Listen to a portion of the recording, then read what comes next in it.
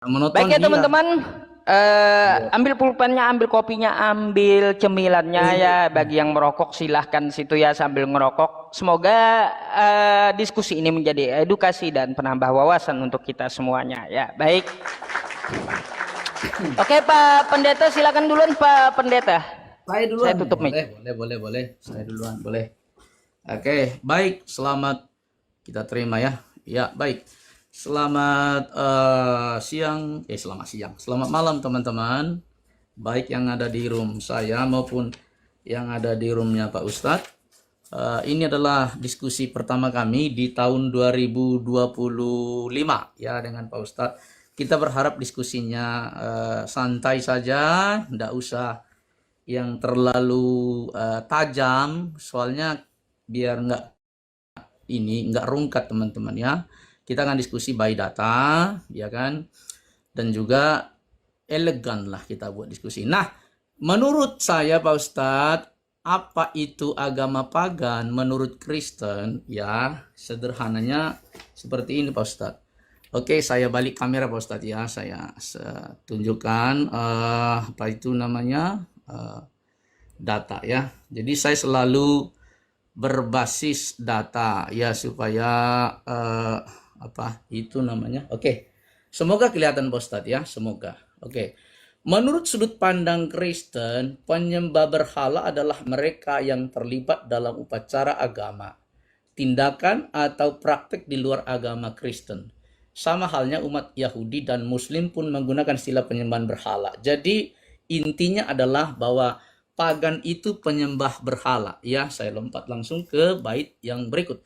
Paganisme dapat merujuk kepada politeisme atau penyembahan lebih dari satu Allah.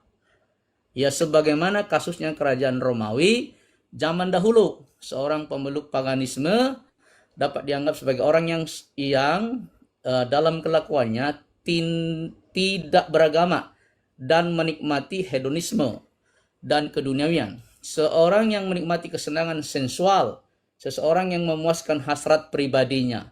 Istilah modern lain yang ditemui yakni neopaganisme, merujuk kepada bentuk paganisme kontemporer seperti Wicca, Druid, dan Gideon. Ya.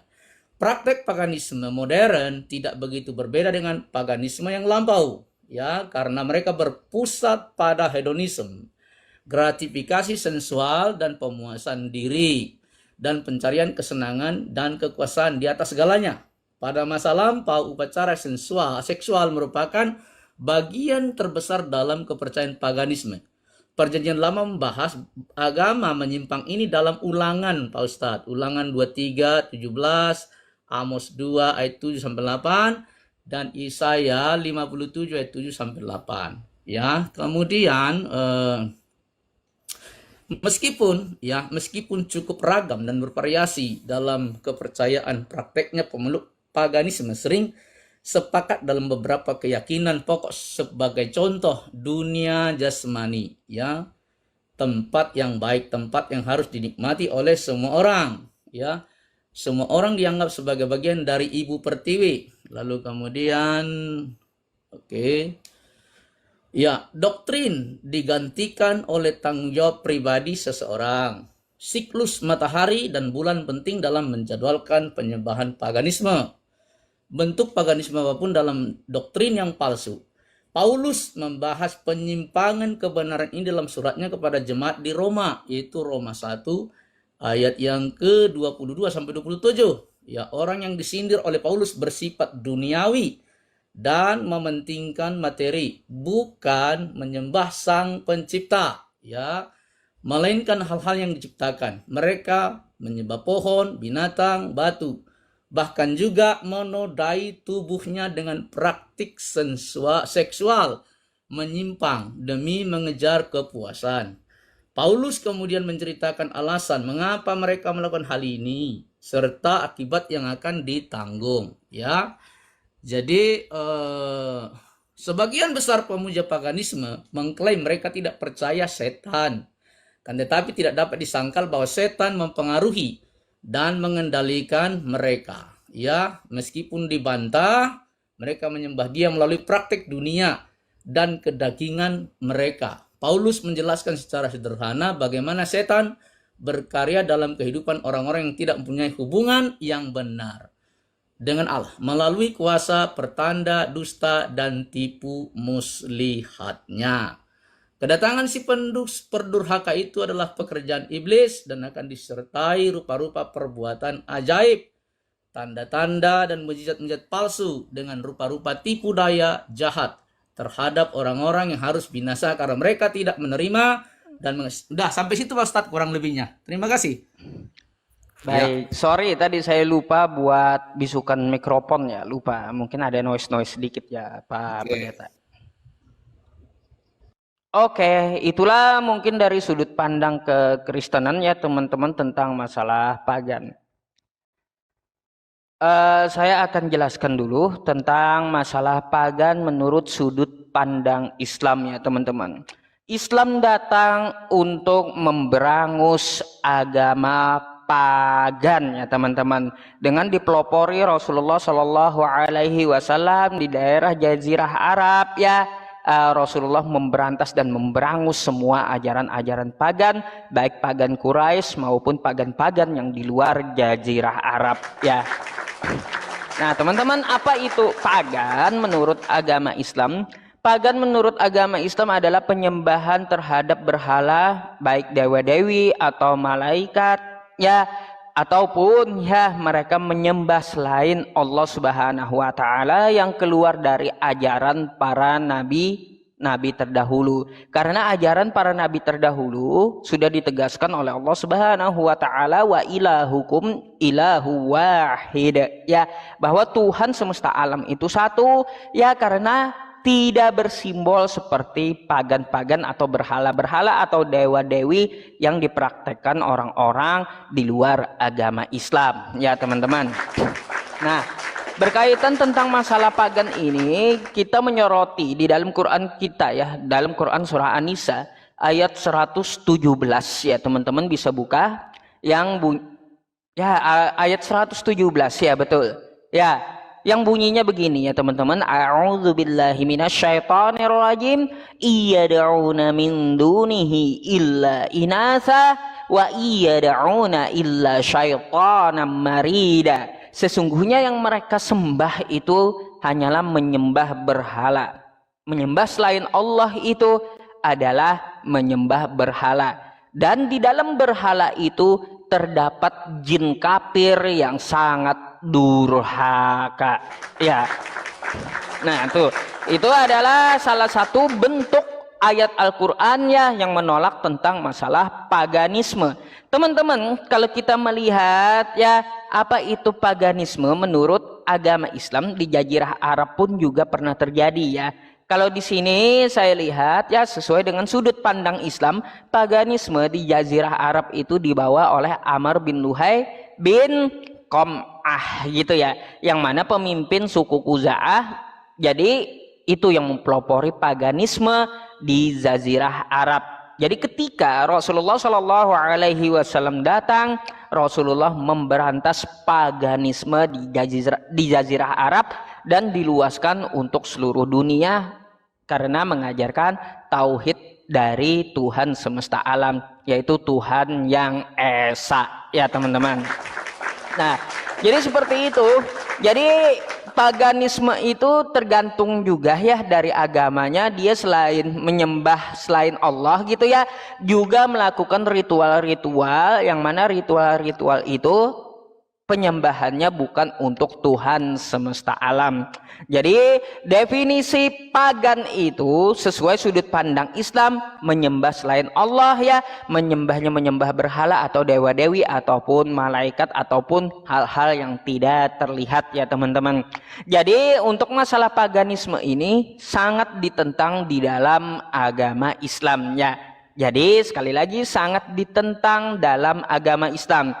Konsep yang tidak pagan itu adalah konsep tauhid, yaitu mengesahkan Tuhan semesta alam yang ajarannya satu dari dulu dibawa oleh ajaran para nabi, yaitu menyembah Tuhan yang esa, yang Tuhannya tidak kelihatan, yang Tuhannya tidak disimbolkan, yang Tuhannya suaranya tidak dapat didengar, yang Tuhannya bukan manusia, yang Tuhannya bukan patung, yang Tuhannya bukan dewa-dewa. Nah, jadi teman-teman semuanya, ini adalah pembahasan yang menarik ya tentang masalah pagan. Saya memang mempunyai beberapa data yang akan saya tampilkan dengan Pak Pendeta, sekalian juga pertanyaan ya tentang masalah paganisme ini nanti. Nah, maka dari itu sekali lagi saya berharap kepada teman-teman, ambil pulpennya, ambil cemilannya, ambil juga kopinya. Bagi yang suka ngopi gitu ya, catat apa yang saya sampaikan sesuai dengan ayat-ayat Al-Quran dan data-data yang saya berikan kepada Anda semuanya. Dan sebelum mengakhiri dari opening saya ini ya teman-teman semuanya, saya berharap nanti kalau ada poin-poin yang perlu yang dikejar ya dari TikTok ini, mohon dibantu untuk terkejar targetnya agar liganya juga lebih tinggi daripada liga sekarang sehingga viewernya lebih meluas gitu ya teman-teman. Terima kasih, syukron, jazakumullah khair untuk saudara-saudari muslimku.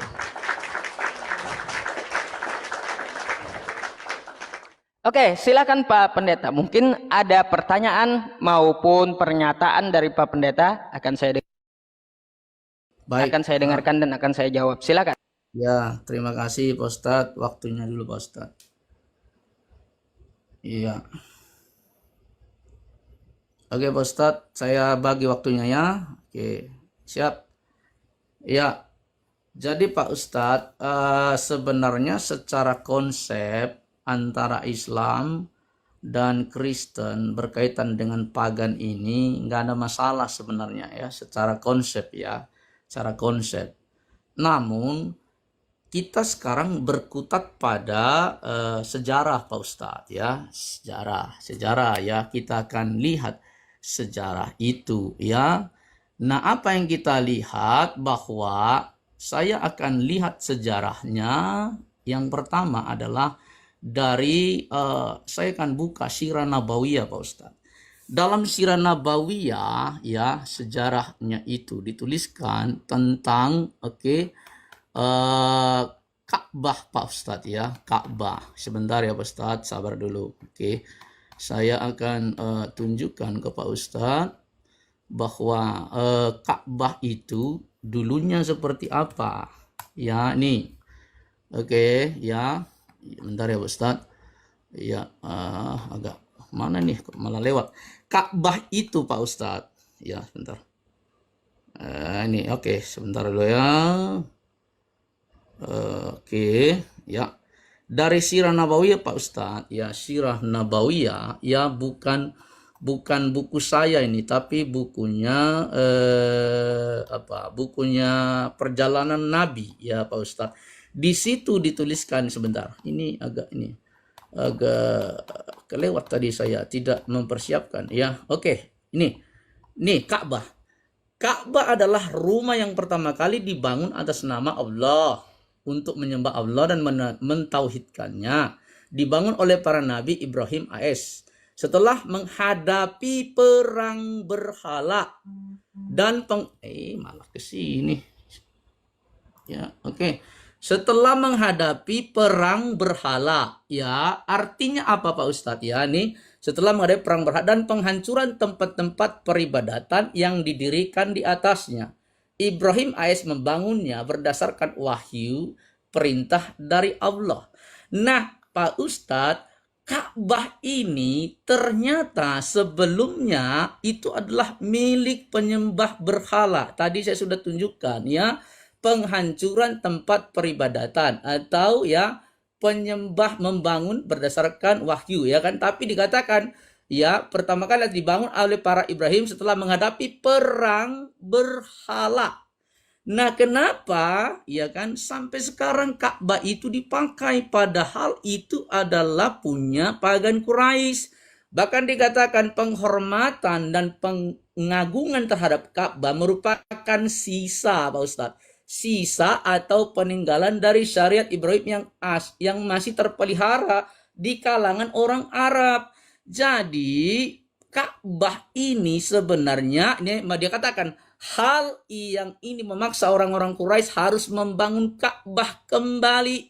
Ya, setelah itu Ka'bah mengalami beberapa kali serangan yang mengakibatkan kerapuhan bangunannya, di antaranya adalah serangan banjir yang menenggelamkan Mekah beberapa tahun sebelum Bitsah sehingga menambah kerapuhan bangunannya.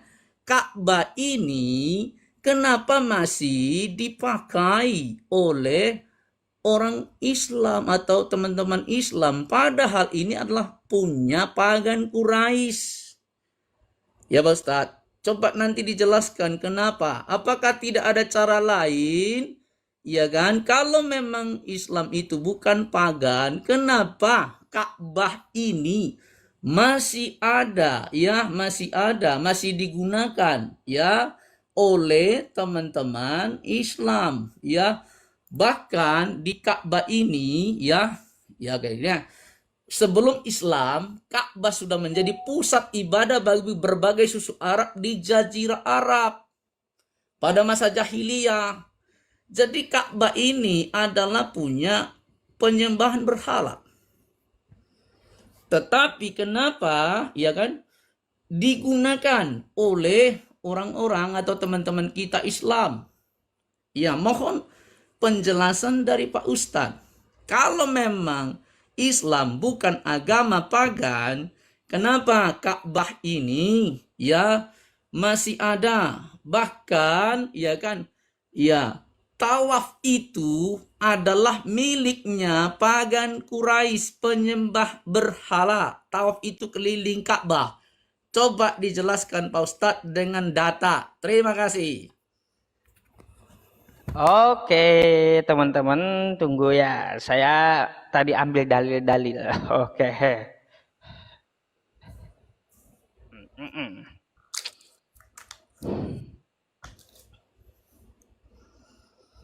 Bentar ya, Pak Pendeta, saya akan jawab. Oke, terima. Ya, silakan Pak Ustadz. Anda aja Pak Ustadz. Baik. Saya akan bantah dulu apa yang dikatakan oleh Pak Pendeta bahwa Ka'bah itu adalah milik pagan. Itu yang pertama kali akan saya bantah dengan memakai dalil Al-Quran ya teman-teman. Jadi Ka'bah itu bukan milik pagan awalnya. Tetapi apakah Ka'bah itu? Ka'bah dijadikan umat Islam sebagai kiblat untuk menghadapkan wajahnya ketika sholat ya. Bukan menyembahnya, tapi menghadapkan wajahnya ketika sholat. Itu berdasarkan dengan dalil Al-Quran, yaitu Quran Surah Al-Baqarah ayat 150. Wa min haitsu kharajta fawalli wajhaka syatral masjidil haram. Dimanapun kamu berada maka hadapkanlah wajahmu ke arah Masjidil Haram. Nah jadi Ka'bah itu dipakai umat Islam sebagai kiblat menghadapkan wajah ketika sholat agar seluruh dunia serentak satu arah, tidak kesana kemari arahnya. Tapi apakah betul bahwa Ka'bah itu milik pagan? Teman-teman, kalau kita lihat dalam dalil Al-Quran kita, Quran Surah Ali Imran ayat 96, Allah menegaskannya di Ali Imran ayat 96, inna awwala baiti wudi'a lin-nasi lilladzi bibakkata mubaraka wa hudal lil alamin. Sesungguhnya rumah ibadah pertama yang dibangun untuk manusia adalah Baitullah yang berada di Mekah, yang diberkahi dan menjadi petunjuk bagi seluruh alam. Jadi Pak Pendeta, Ka'bah itu bukan milik pagan awalnya. Ya, bukan milik pagan, tetapi rumah ibadah untuk menyembah Tuhan semesta alam pertama kali. Lalu Pak Pendeta, Ka'bah itu ya berjalan masanya dia ditinggikan oleh Nabi Ibrahim. Ya, dalam dalil Al-Baqarah ayat 127. Nah, ini kita baca aja, wa yarfa'u Ibrahimul qawa'ida minal baiti wa Ismail rabbana taqabbal minna innaka antas samiul alim. Ingatlah ketika Ibrahim meninggikan pondasi Baitullah bersama Ismail. Jadi Nabi Ibrahim ini bukan membangun Ka'bah, tapi merenovasi Ka'bah ya. Lalu Nabi Ibrahim berdoa, ya Tuhan kami, terimalah amal dari kami, sesungguhnya Engkaulah yang maha mendengar lagi maha mengetahui. Ya, jadi seperti itu Pak Pendeta. Nah, jadi dapat kita ketahui bahwa Ka'bah itu bukan milik pagan pertama kali. Ya, Tetapi ya, bangunan yang pertama kali dibangun untuk menyembah Tuhan semesta alam. Ya teman-teman, jadi jangan salah kaprah bahwa Ka'bah itu adalah milik pagan. Nah, berkaitan dengan pagan ya Pak Pendeta, tentang masalah Ka'bah, saya udah jawab itu bukan pagan dengan data dan dalil gitu ya yang sesuai. Berkaitan dengan pagan, pagan itu kan ada ritual-ritualnya, ya ritual-ritualnya. Tadi Pak Pendeta sempat menyinggung tentang masalah tawaf, itu akan saya jawab setelah ini ya, karena saya juga membagi waktu untuk mempertanyakan sesuatu dalam kekristenan, kan seperti itu. Ya, pagan mempunyai ritual-ritual yang tidak bersumber dari ajaran para nabi. Contoh, ketika di bulan Desember lalu kita melihat di tanggal 25 itu ya, orang-orang Kristen itu merayakan hari kelahiran Yesus Kristus katanya. Nah, yang mana sebenarnya Yesus Kristus tidak dilahirkan tanggal 25. Nah, ini ada indikasi pagannya karena Yesus di kitab Anda tidak dilahirkan tanggal 25. Lalu kelahiran siapa tanggal 25 itu? Baik, kalau kita lihat ya teman-teman, dari data yang saya sampaikan kepada Anda ya, perintah untuk menyelenggarakan peringatan Natal tidak ada dalam Bible, dan Yesus tidak pernah memberikan contoh apapun ya, ataupun memerintahkan kepada Kristen atau kepada muridnya untuk menyelenggarakan Natal ya. Nah, Pak Pendeta, sebelum saya membahas lebih dalam tentang masalah paganisme, tentang peringatan Natal ini, saya ingin tanya dulu dengan Pak Pendeta. Kalau Natal itu bukan dari pagan sesuai data ini, ya saya minta data. Di mana Yesus Kristus menyuruh merayakan Natal di tanggal 25 Desember? Silakan.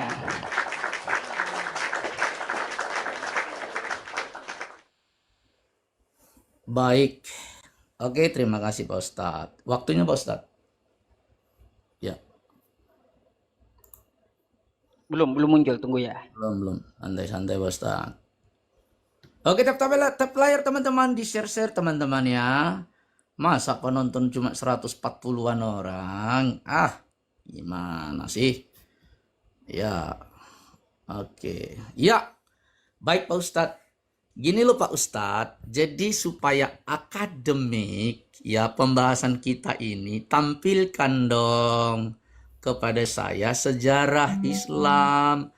Tadi Pak Ustadz sama sekali tidak menampilkan sejarah Islam. Saya mau katakan kepada Pak Ustadz, sebelum agama Islam ada, sudah ada namanya pagan Quraisy. Sudah ada penyembahan berhala. Kenapa? Karena agama Islam nih Pak Ustadz. Ya, saya pakai data Pak Ustadz supaya pintar ya. Nih, lihat nih datanya ya. Agama Islam itu ya lahir di Jazirah Arab pada tahun 600-an Masehi. Sejarah Islam dimulai ketika Nabi Muhammad menerima wahyu pertama dari Allah SWT melalui malaikat Jibril di Gua Hira di Mekah. Jadi sebelum ini Pak Ustadz, ya di Sirah Nabawiyah itu sudah ada pagan Quraisy yang menggunakan atau memakai yang namanya itu tadi, yang namanya Ka'bah itu. Ini loh ya Pak Ustadz ya. Jadi kita tidak berbasis apa-apa ya, tapi kita ini ya. Ini Sirah Nabawiyah, keikutsertaan Nabi dalam bangun Ka'bah. Saya ulang sekali, rumah pertama kali dibangun ya atas nama Allah, mentauhidkannya dibangun oleh para bapak Nabi Ibrahim setelah menghadapi perang berhala dan penghancuran tempat-tempat peribadatan di atasnya. Jadi Ka'bah itu miliknya penyembah berhala yang namanya pagan Quraisy. Bahkan dikatakan setelah Ka'bah mengalami beberapa kali serangan yang mengakibatkan kerapuhan bangunan, diantaranya serangan banjir yang menenggelamkan Mekah beberapa tahun sebelum Bitsah, sehingga menambah kerapuhan. Hal ini memaksa orang-orang Quraisy nih ya, orang-orang Quraisy. Gimana nih Pak Ustadz ini? Buka dong Pak Ustadz sejarah. Ya kalau Quran kan ya memang begitu bunyinya. Tetapi sebelum Quran ada, udah ada ini. Ka'bah itu miliknya Quraisy ya. Mereka pakai itu untuk penyembahan berhala, Pak Ustadz. Ini tolong dijawab. Ya, tolong dibantah dengan dalil, dengan buku, dengan sejarah. Sumber-sumber terpercaya. Gitu loh Pak Ustadz. Jadi biar diskusi kita itu enak gitu ya. Ya, supaya diskusi kita itu bagus, tunjukkan buku, sejarah kah, apakah, ya kan? Ini Sirah Nabawiyah, ya. Bukan buku saya, gitu ya Pak Ustadz ya. Itu dulu yang pertama. Jadi Pak Ustadz, kalau berdasarkan ayat Al-Baqarah 150, Ali Imran, saya mengatakan, saya tidak bantah itu, tetapi persoalannya adalah agama Islam baru muncul itu, ya, nih, tahun 600 Masehi. Sejarah Islam dimulai ketika Nabi Muhammad menerima wahyu pertama kali dari Jibril di Gua Hira. Ini nih. Ya tahun 600, sebelum tahun 600 Ka'bah itu sudah digunakan oleh ya Quraisy pagan Quraisy gitu Pak Ustadz. Oke, jadi coba bantah ini data ini Pak Ustadz ya, coba dibantah ini. Bahkan Pak Ustadz, saya mau kasih tahu ya, oke, yang lain ya, saya mau kasih tahu gini ya. Bahkan Pak Ustadz ya, bentar ya. Oke, nantilah itu akan saya jawab ya, akan saya itu yang perlu dijawab Pak Ustadz. Nah, pertanyaan Pak Ustadz tadi Natal tanggal 25 Desember ya. Memang Pak Ustadz, saya jujur, saya tidak mau mengada-ngada. Kalau untuk Natal tanggal 25 Desember di Alkitab itu tidak ada memang Pak Ustadz. Kalau di Alkitab, ya Pak Ustadz ya, kalau di Alkitab tidak ada. Tetapi kalau di literatur, nih saya baca Pak Ustadz ya, kepada Pak Ustadz, ini namanya jurnal ilmiah ya, nih jurnal nih ya. Ini jurnal ilmiah ini yang digunakan para akademisi. Natal sebagai peristiwa historis menelusuri sejarah 25 Desember. Nih Pak Ustadz ya, yang ditulis oleh William Wahyu Sembiring, Sekolah Tinggi Filsafat Teologi Jakarta. Ini dia dituliskan, saya tunjukkan kepada Pak Ustadz gitu ya, bahwa Natal itu sudah diselenggarakan di abad kedua nih ya Pak Ustadz ya, abad kedua ya. Origenes nih, ini abad kedua, berarti jauh sebelum Islam ada ya.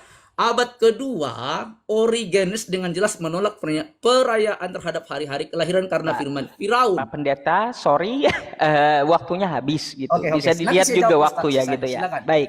Saya jawab, silakan. Oke. Baik, silakan dijawab Pak Ustadz ya. Nanti saya jawab yang itu, yang Natal itu. Ya, silakan. Siap. Baik teman-teman, sebenarnya kalau masalah Sirah Nabawiyah tentang masalah pagan Quraisy di Makkah, apalagi terkait tentang masalah Ka'bah ya teman-teman. Setelah zaman Nabi Ibrahim lalu dikuasai oleh pagan, ya kita tidak bisa memungkiri gitu ya. Karena terdapat berhala-berhala di sekitar Ka'bah ketika Islam itu belum datang seperti yang dikatakan oleh Pak Pendeta tadi gitu ya. Jadi Ka'bah itu bukan dari pagan, tapi pernah dikuasai oleh pagan. Jadi seperti itu Pak Pendeta maksudnya.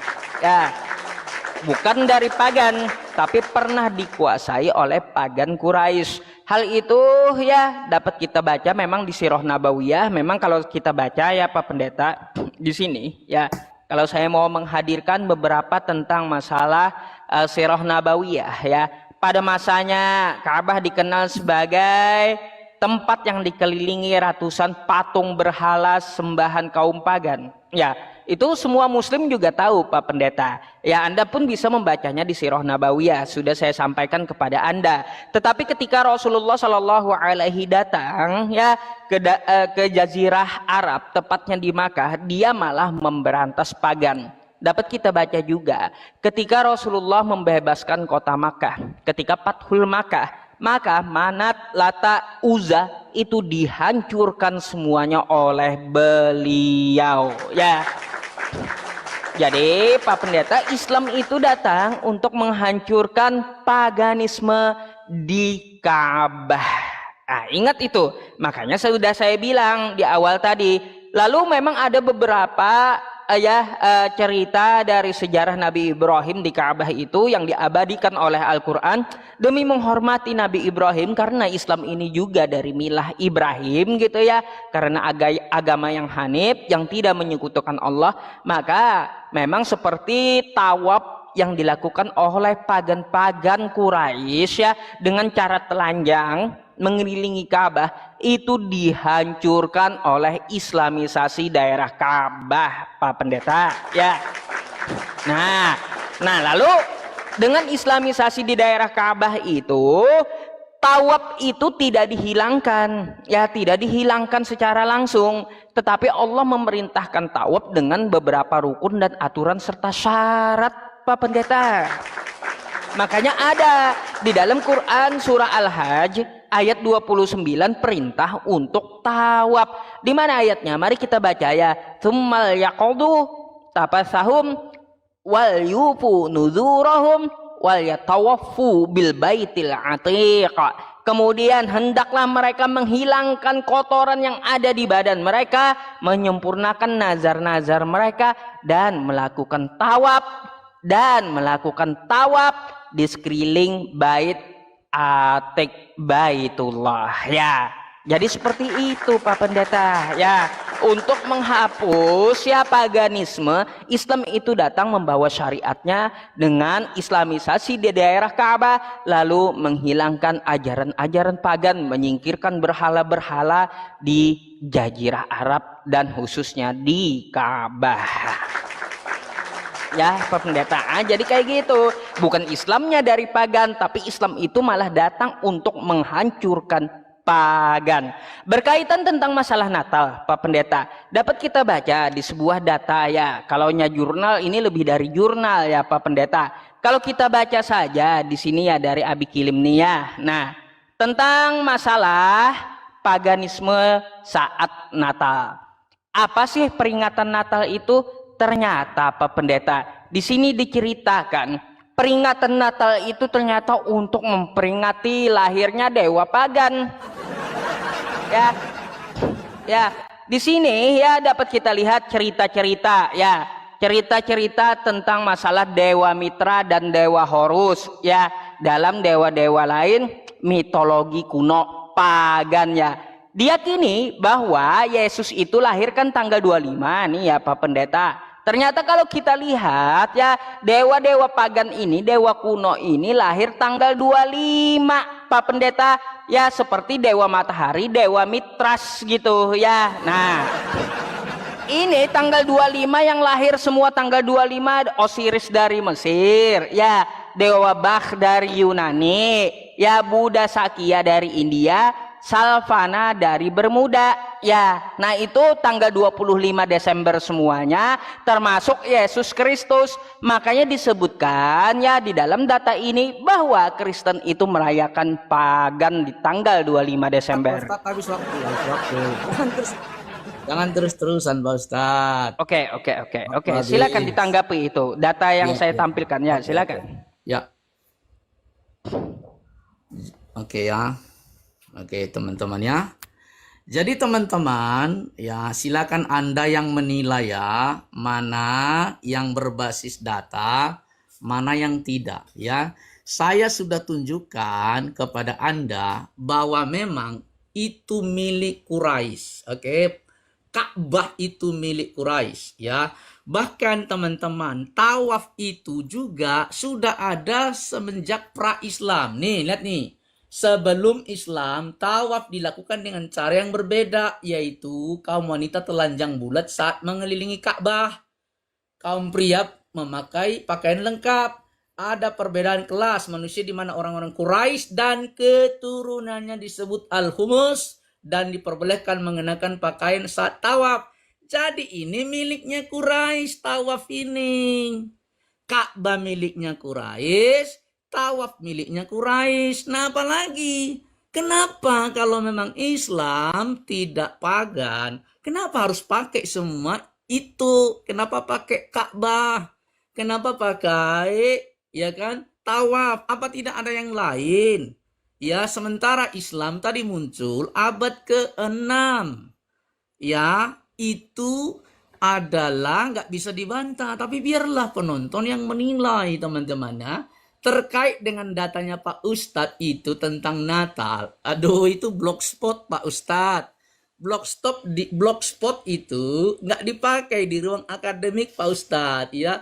Yang dipakai seperti ini loh Pak Ustadz. Saya sudah tunjukkan jurnal ini. Jurnal ini jurnal ilmiah. Ini ya, jurnal ilmiah ini sejarah Natal 25 Desember. Ada yang disebut dengan, ya memang di Alkitab saya sudah bilang tanggal yang tepatnya tidak ditulis.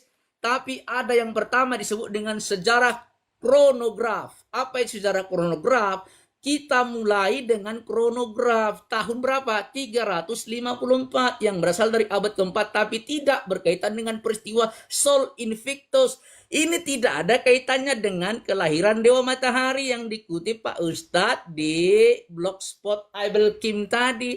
Kok Pak Ustadz kelasnya kelas blogspot ya? Jadi saat itu sudah ada perayaan Natal pada abad ketiga nih.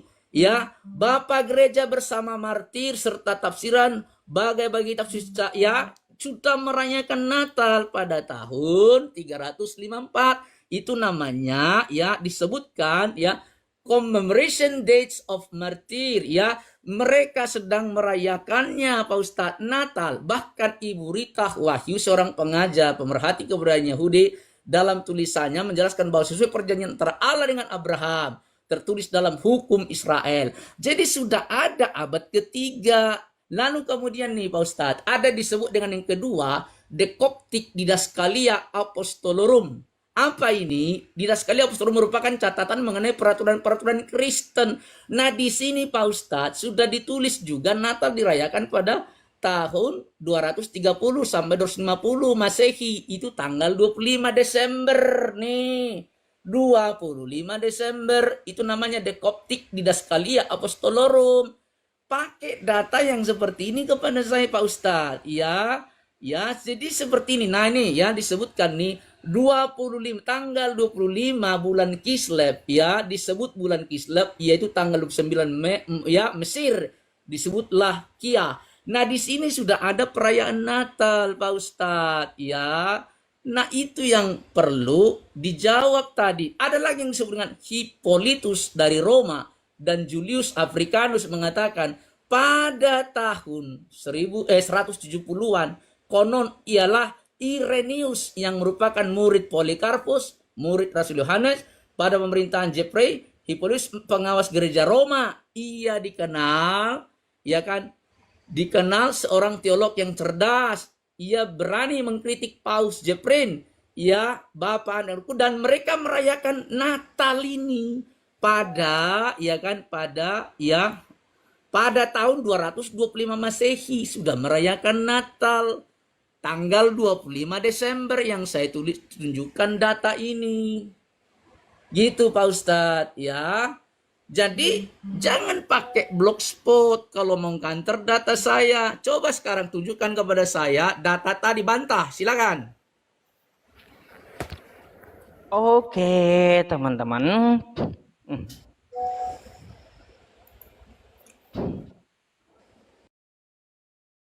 Tunggu ya.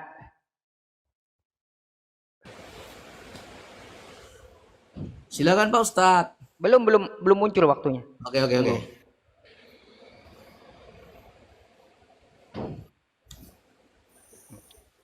Oke. Silakan. Baik, teman-teman. Ya sebenarnya kalau blogspot dengan jurnal acuannya itu lebih valid blogspot karena blogspot itu diakui seluruh dunia gitu ya, dan sejarahnya orang pada tahu semua. Daripada satu jurnal saya pun bisa bikin jurnal. Terserah saya mau karang apa itu di jurnal ya. Kok Pak Pendeta kelasnya jurnal sih?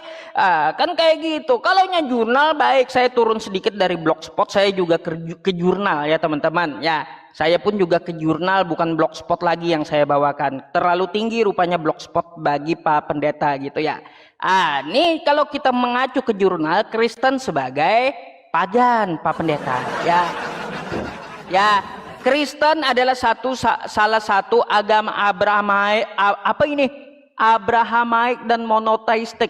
Kaum Yahudi terkadang mempersepsikannya sebagai salah satu bentuk politeisme karena doktrin tentang Tritunggal yang secara sekilas tampak seperti tritheisme atau sejumlah dari keagamaan yang awalnya dianggap dengan agama-agama pagan. Itu Kristen, Pak Pendeta, dari jurnal ya, dari jurnal dan praktik-praktiknya. Nah, jadi di sini Kristen itu bahwa di kalangan Kristen ya ini terdapat penyembahan terhadap penyembahan berhala, Pak Pendeta. Ya. Jadi khususnya oleh kalangan Protestan tuh ya. Jadi kayak gitu. Kalau jurnal ya saya pun bisa.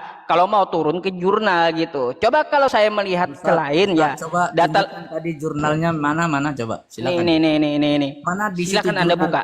Apa Ya. jurnal? Enggak, tulisan di Bentar. karyanya itu. Nih ya. Nih. Mana jurnal? Tulisan Nih, jurnal referensi Tulisan catatan dari Mana tulisan jurnal Agustinus. Bentar Pak Pendeta, nanti Anda bisa tanggapi dan saya bukakan dulu ya yang saya buka ini ya.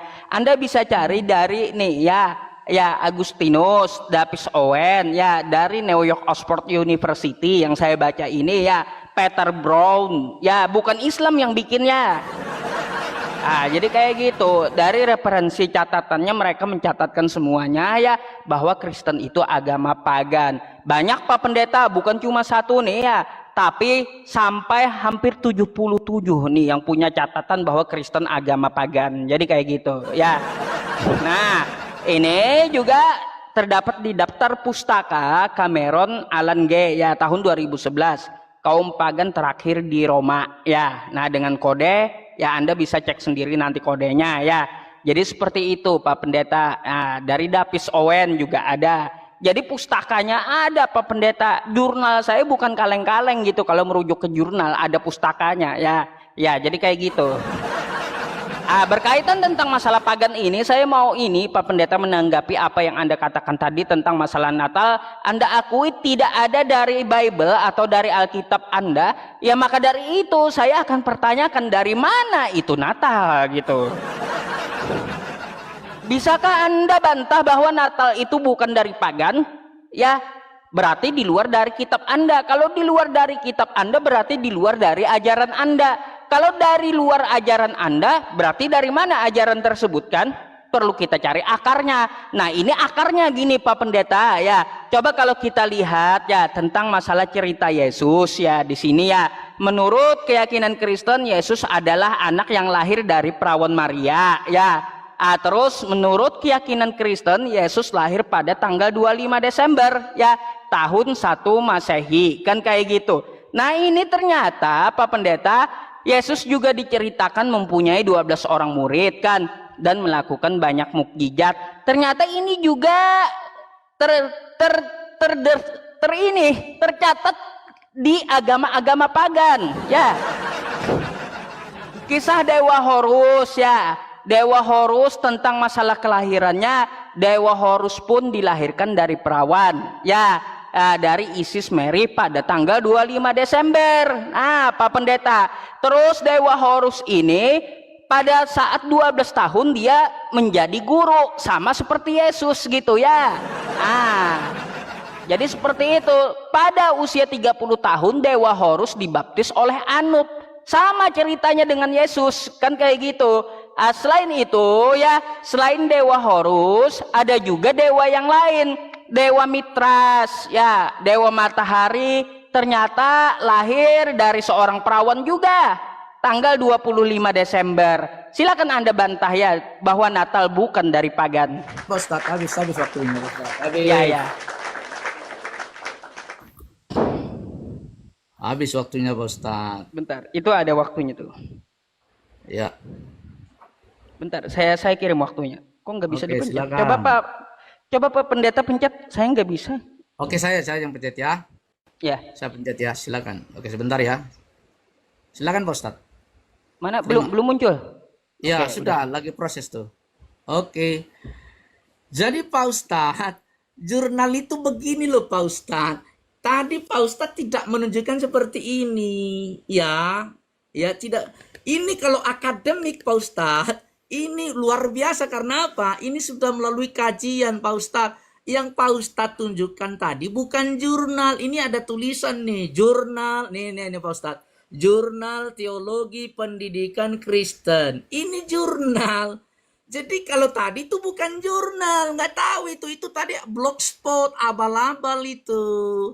Saya sudah tunjukkan, dibuktikan melalui fakta sejarah bahwa Natal itu dirayakan pada 25 Desember.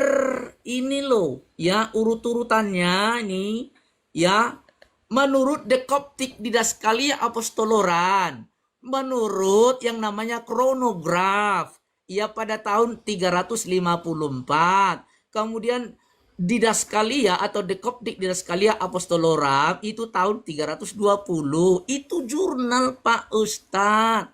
Kalau yang Pak Ustadz tunjukkan itu blogspot. Aduh, Pak Ustadz tidak ngerti jurnal ternyata. Nah, ada lagi Abba Demetrius Anomartri Masehi tahun 189 juga menulis bahwa Bapak Gereja sudah merayakan Natal Pak Ustadz. Ada lagi Stromata Clemens dari Alexandria pada tahun 185 Masehi juga menjelaskan bahwa Natal sudah dirayakan. Gimana Pak Ustadz ya?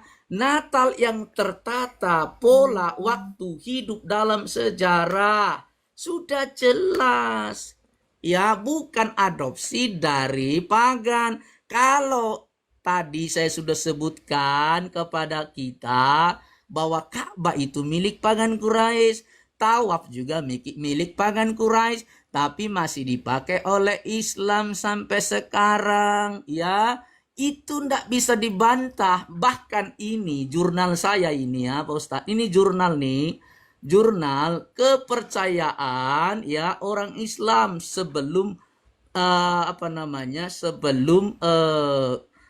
sebelum Islam ada, sudah ada ya disebut dengan ini ya Pak Ustadz. Ini jurnal juga Pak Ustadz. Jurnal kayak gini Pak Ustadz ya. Nih ya. Ini ya, sistem kepercayaan paganisme Arab pra-Islam yang ditulis oleh Rika Jamayanti Elia Roja.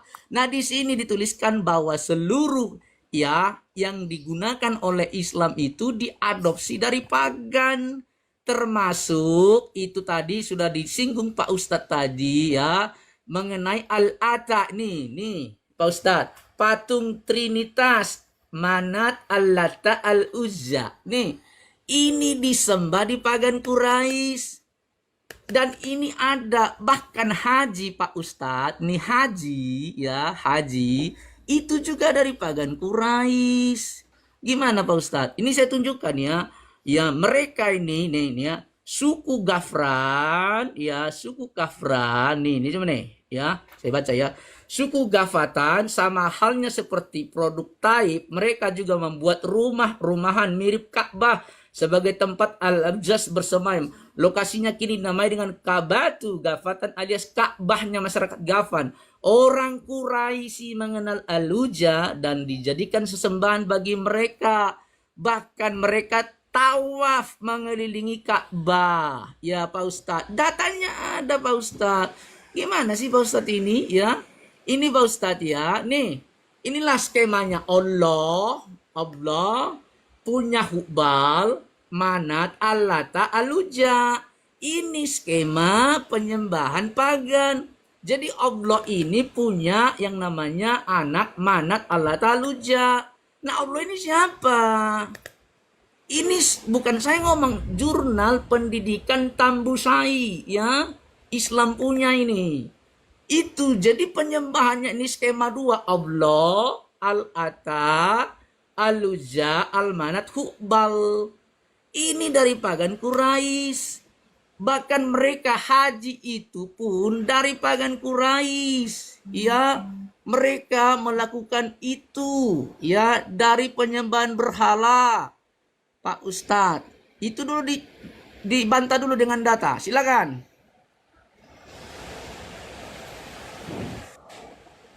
Baik Pak Ustadz, saya kirim waktunya ya. Silakan. Belum muncul. Oke, silakan Pak Ustadz. Oke, teman-teman. Ya, kita tidak heran apa yang disampaikan oleh Pak Pendeta itu sebenarnya umat muslim pun juga udah tahu gitu ya. Maka dari itu ada Hubal ya, terus Manat, Lata di Mekah itu udah tahu. Ya, bahkan semenjak anak-anak udah diajarkan di dalam agama Islam. Tahu.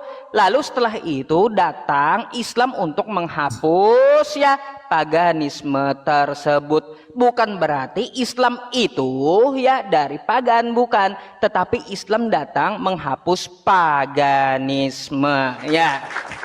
Makanya apa buktinya Rasulullah Shallallahu Alaihi Wasallam langsung menghancurkan patung-patung pagan di daerah Ka'bah ya. Nah, gitu, itu nggak usah dibawa lagi dalam agama Islam itu Pak Pendeta. Soalnya itu pelajaran dasar sekolah madrasah di kelas 4. Nah ya itu ya. Jadi tentang masalah Islamnya sudah saya tanggapi ya. Tentang berkaitan tentang masalah yang Anda permasalahkan itu jurnal yang baik ya teman-teman. Kalau kita lihat ya, nih ya teman-teman, saya mau sampaikan kepada Pak Pendeta. Yang dimaksud jurnal kan kayak gini ya. https jurnal ya araniri.ac.id /index.php abrahamaik. Di sini diceritakan tentang masalah agama Kristen dan beberapa agama dari jurnal ini ya, dengan Sebentar, Pak judul Ustadz, mana tulisan jurnal Pak Ustadz? Mana coba tunjukkan dulu. oh ini apa nih? Mana jurnal? Ini apa nih? Mana jurnal di situ Pak Ustadz? Kayak ini loh Pak Ustadz. Yang saya tunjukkan ini gimana Apa sih? ini? Ngerti nggak ini loh? Ini ngerti nggak ini? Ya? Pak Pendeta ini bentar Ini nanti ngerti nggak kayak begini terbuang nih? waktu saya gitu. Ya. Aduh, ya udah lanjut. Silakan. Ini saya tampilkan dari jurnal ya, bahkan saya menguatkannya dengan beberapa data ya, seperti data yang kata Pak Pendeta tadi blogspot ya nggak apa-apa gitu ya, tapi dasarnya dari jurnal-jurnal kekristenan sendiri. Nah ini kan ada juga nih jurnal ya dari sang misionaris antara perjamuan kudus Kristen dan agama pagan ya. Nah, bisa kita download banyak kok jurnal-jurnal di sini yang dapat kita ambil dari kekristenannya, bahwa Kristen itu adalah agama dari pagan ya. Terus bukan kaleng-kaleng nih Pak Pendeta, jurnal ini juga ada daftar pustakanya ya. Kristen itu agama dari pagan. Anda bisa cari atau Anda mau ambil dari salah satu nama dari 77 orang yang mencatat bahwa Kristen agama pagan. Yang pencatatnya itu bukan dari Islam tapi dari Kristen sendiri ya. Nah tuh contoh nih ya Pak Pendeta nih dari Davis Owen ya, ada dari Universitas Oxford kan kayak gitu, ada dari Roman Empire ya. Terus di sini dari ada Augustine, gak mungkin nama Islam, ini nama Kristen semua ya. Nah jadi kayak gitu Pak Pendeta, saya hanya ingin membahas tentang masalah data ini ya, persamaan ajaran Kristen dengan pagan-pagan atau kepercayaan kuno-kuno ya Pak Pendeta. Terus tadi saya sampai Dewa Mitras kan. Dewa Mitras adalah dewa matahari yang terkenal dari Persia, lahir dari seorang perawan pada tanggal 25 Desember tahun 1200 sebelum Masehi. Jangan terus-terusan. Aduh, kalau sudah ya, habis, ia mempunyai 12 orang murid. Ustaz, udah habis waktunya. Waktunya udah Belum 1 menit lagi Pak Pendeta. Mana? Di sini sudah nggak ada. Tempat saya masih 1 menit lagi ini. Nggak ada, di sini sudah nggak ada waktu, sudah Loh ya. Aduh, Waktu siapa Pak Pendeta? Belum, tanya-tanya aja teman-teman tuh 1 menit lagi. Mana ada 1 menit lagi? Aduh, Pak Waduh. Masih tuh tulisannya aja masih belum. Ada 40 detik nih ya. Ini sudah gini-gini terus gimana Pak Ustadz ini? Loh, di situ nggak muncul waktu kah? Ah, kayak gimana habis. ini terbuang sia-sia? Enggak apa-apa, berarti kita bahas lagi habis ini tentang masalah ini ya Udah teman-teman. apa nanti dilanjutkan, tapi nggak, udah habis waktunya di tempat saya. Kok aneh ya? Di tempat kita belum gitu ya, belum 20 detik tuh. Ah, Nanti coba lagi Pak tambah Pendeta lagi, nanti kalau waktunya masing-masing jangan nyebrang dulu ya. Ya. Enggak, udah habis. Ya udah. Pak Ustadz sama saya. Iya, terima. Kok waktu aneh Pak ya? Ustadz, Makanya itu saya ngapain sih bohong Pak Ustadz? Terima waktunya Pak Ustadz. Belum muncul juga. Ah, ini baru Oke, habis santai. tempat saya nih. Belum. Ya, udah, nggak apa-apa. Nih, oke. Mulai. Belum Udah, habis. udah. Tunggu. Sudah. Nah, Oke Pak Ustadz ya, jadi jangan lari kemana-mana Pak Ustadz pembahasannya ya. Jadi kalau jurnal itu seperti ini Pak Ustadz. Tadi Pak Ustadz, aduh, saya heran ya Pak Ustadz ini nggak ngerti jurnal. Ini loh, ada namanya ISSN ya. Jadi ini nomornya, ada volumenya kayak gini. Ini jurnal Pak Ustadz ya, baru ada judul, ada penulis, baru ada di sini ditulis begini, jurnal, bukan seperti tadi pendidikan Tambusai. Ini sudah terverifikasi oleh para ahli, sudah dibuktikan Pak Ustadz. Kalau tadi itu bukan jurnal yang Pak Ustadz tunjukkan, gimana sih Pak Ustadz ini nggak ngerti jurnal ternyata. Nah di jurnal saya yang menuliskan ini ya, orang Islam ini, jurnal pendidikan Tambusai ini Pak Ustadz, ditulis di sini bahwa ya pada haji sudah dituliskan di sini ya, mereka mengelilingi namanya Ka'bah pra-Islam nih ya. Saya tunjukkan Pak Ustadz ya. Nih ya. Jadi Pak Ustadz harus paham. Ini nih. Ya di sini. Ka'bah masyarakat Ghafan, orang Arab Quraisy ya, mengenal Al-Uzza yang dijadikan sesembahan bagi mereka. Ternyata ini ada di Ka'bah. Nah, pertanyaan saya, kalau udah dipakai berhala, kenapa masih dipakai Islam? Kan itu persoalannya. Apakah tidak ada jalan lain? Ya kan? Kalau memang Islam itu bukan ada kaitan dengan pagan, ya kan? Bahkan nih para musim haji nih Pak Ustadz ya. Nih dengar, lihat ini. Ya, nih saya tunjukkan.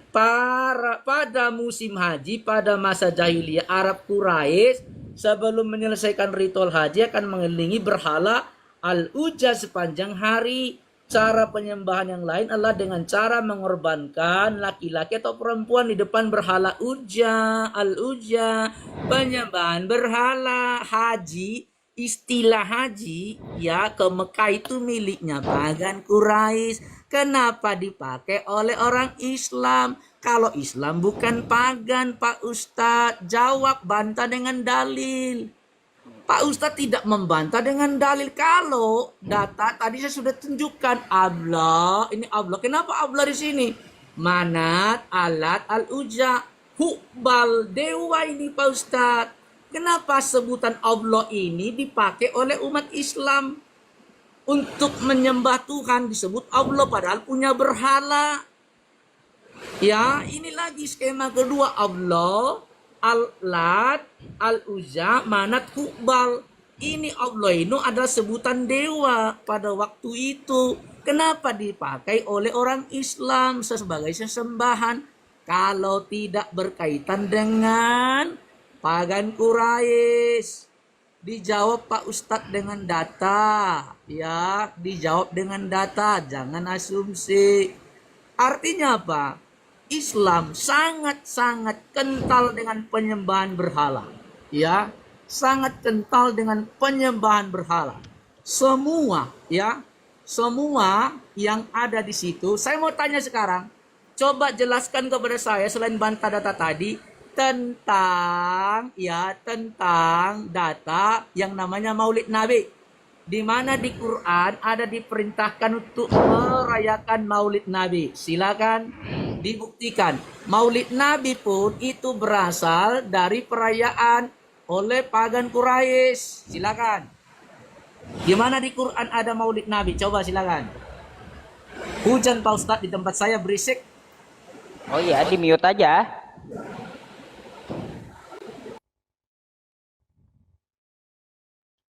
Oke, tunggu ya Itu Pak Ustadz ya, teman-teman. karena hujan di sini. Gimana Pak Ustadz, kita akhiri aja atau gimana?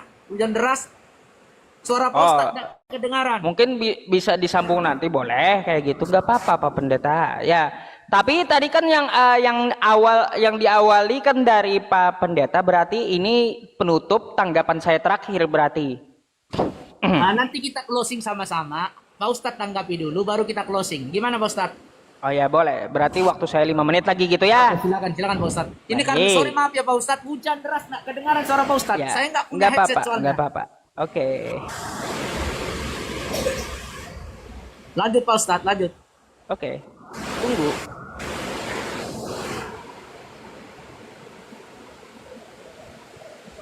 Tunggu ya teman-teman.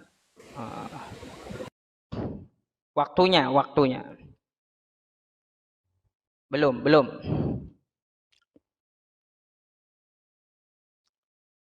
Oke. Ya teman-teman semuanya, Pak Pendetanya mau mengakhiri nggak apa-apa ya, Maaf Pak karena Ustadz, berisik di sini ya. Lanjut. ya karena berisik kata Pak Pendeta ya. Terkait tentang masalah jurnal ya, di sini kan volume 1 nomor 1 2021 ISSN-nya kan ada tuh ya yang diminta oleh Pak Pendeta tadi ya. Ini menceritakan tentang masalah Kristen pagan, makanya kan saya bilang ini adalah jurnal gitu ya. Ya, terus di sini dapat kita lihat dari beberapa catatan yang mencatatkan tentang masalah ini, dan referensi dari jurnal ini juga ada gitu ya teman-teman ya. Jadi saya nggak membawa data sembarangan gitu ya. Bukan saya nggak paham jurnal kan kayak gitu. Teman-teman semuanya, saya juga mau menampilkan dulu masalah bantahan saya terhadap masalah haji adalah ritual pagan. Haji itu adalah perintah Allah ya teman-teman, di dalam Quran surah Ali Imran ayat 97 ya.